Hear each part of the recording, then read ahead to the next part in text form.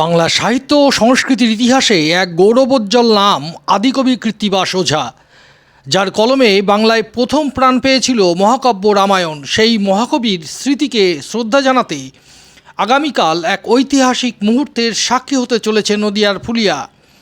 বিশেষ অনুষ্ঠানের মধ্য দিয়ে ফুলিয়ার জনরঞ্জন কেন্দ্রের পার্শ্ববর্তী সেলফি জোনে উন্মোচিত হতে চলেছে মহাকবি কৃত্তিবাস ওঝার পূর্ণবয়ব মূর্তি। এই গর্বের মুহূর্তে উপস্থিত থাকবেন রাজ্যের বিরোধী দলনেতা শুভেন্দু অধিকারী।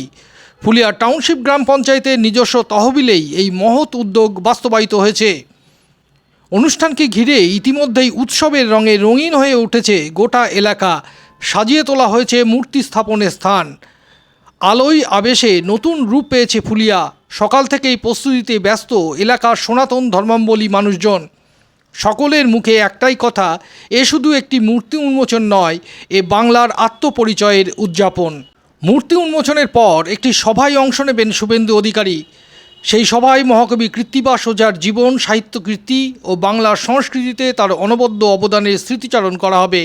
সাহিত্য, সংস্কৃতি ও ইতিহাস, এই তিনের মেলবন্ধনে আগামীকাল ফুলিয়া হয়ে উঠবে এক স্মরণীয় অধ্যায়ের সাক্ষী। বাংলার গর্ব, বাংলার শিকড় আর বাংলার আত্মার প্রতি শ্রদ্ধা জানাতেই এই বিশেষ দিন। দেখুন সেই প্রস্তুতির দৃশ্য। ব্যুরো রিপোর্ট, বাংলার প্রতিনিধি।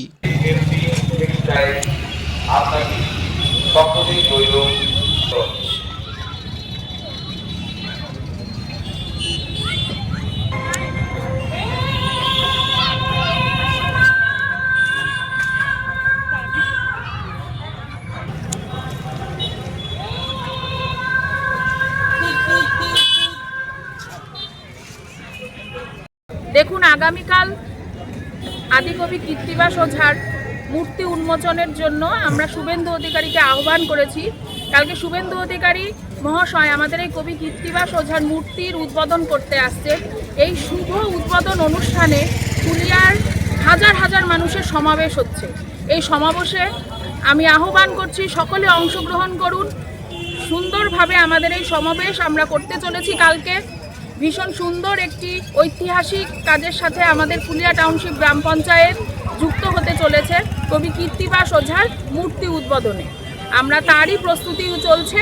আমরা এই ধ্বজ দিয়ে সারা ফুলিয়া তথা রঙ্গমঞ্চ জুড়ে আমরা পুরো গেরুয়াময় করে দেওয়ার জন্য এটি চলছে। আপনার নাম, পরিচয়? আমার নাম ডোনা বসা, ফুলিয়া টাউনশিপ গ্রাম পঞ্চায়েতের সদস্য। দেখুন, আগামীকাল রাজ্যের বিরোধী দলনেতা শুভেন্দু অধিকারী আসবেন।